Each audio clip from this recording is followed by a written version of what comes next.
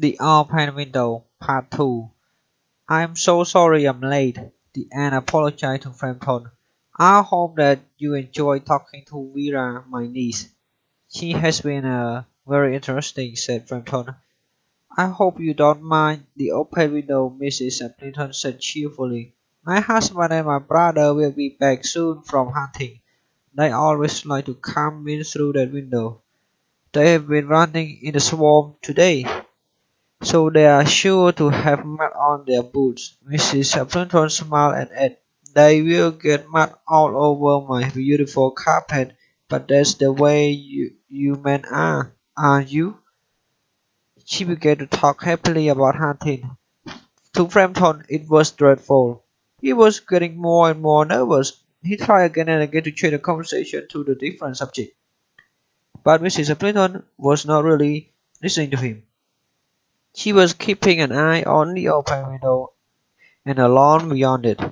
It was certainly unlucky that he had come to visit that very day just 3 years to the day when the awful accident took place. Frampton was talking to Mrs. Appleton. The doctors all agree that I should rest completely. Frampton was saying, Nothing should upset me or make me nervous. I need to be calm and avoid excitement.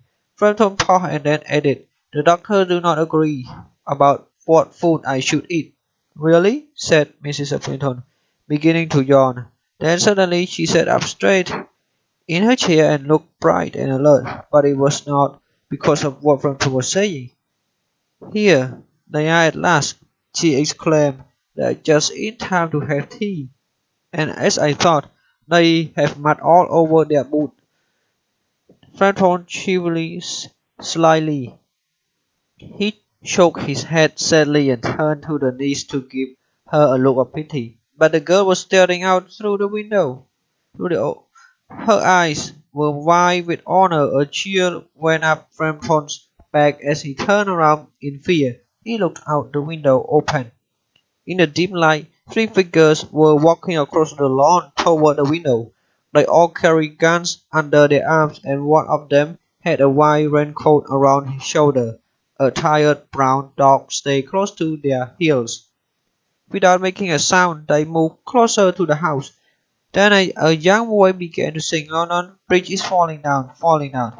Frampton grabbed his hat and ran wildly out of the house. Someone riding a bike had to drive into a bush to keep from hitting him. Here we are, my dear, said the man with the white raincoat as he came in the window. I don't think that we are too muddy. Who was that man who rushed out as we came by?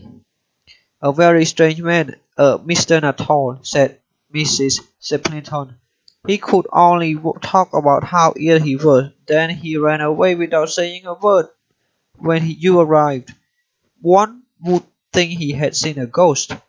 I think I know the reason, Vera said very calmly. It was probably the dog. He told me he had a terrible fear of dogs. He said he was once chased into a cemetery by a pack of hungry dogs.